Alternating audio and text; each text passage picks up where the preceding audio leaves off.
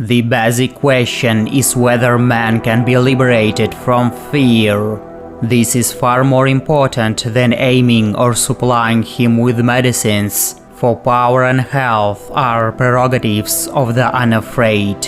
In contrast, the fear besets even those armed to the teeth, indeed, them above all. The same may be said for those on whom abundance has been rained. The threat cannot be exercised by weapons or fortunes. These are no more than means. Fear and danger are so closely correlated that it is hardly possible to say which of the two powers generates the other. Since fear is the more important, we must begin there if we are to loosen the knot. Here we should also caution against the opposite idea, that is, the starting with the danger. Aiming simply to become more dangerous than one's feared opponent leads to no solution. This is the classic relationship between reds and whites, reds and reds, and tomorrow, perhaps, between whites and non-whites. Terror is a fire that wants to consume the whole world. The ruler by culling proves himself such by ending the terror. It is the person who has first conquered his own fear. Moreover, it is important to know that fear will not permit itself to be banished absolutely.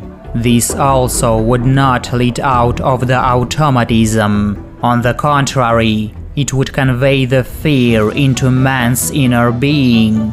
When a man turns for counsel to his own heart, fear is always his principal partner in the dialogue. It will attempt to make the conversation a monologue, for only in this way can it have the last word. If, on the other hand, the fear can be forced back into a dialogue, then man can also have his say. The illusion of encirclement will also disappear therewith, and another solution will always become visible beyond the automatic one. Two paths will then be possible, or in other words, free choice will have been restored. Even assuming the worst possible scenario of total ruin, a difference would remain like that between night and day. The one path climbs to higher realms, to self-sacrifice, or to the fate of those who fall with weapon in hand. The other sinks into the abysses of slave pens and slaughterhouses, where primitive beings are wed in a murderous union with technology. There are no longer destinies there are only numbers. To have a destiny, or to be classified as a number, this decision is forced upon all of us today, and each of us must face it alone. The individual today is as sovereign as an individual in any other period of history, perhaps even stronger, because as collective powers gain ground, so the individual is separated from the old established associations and must stand for himself alone.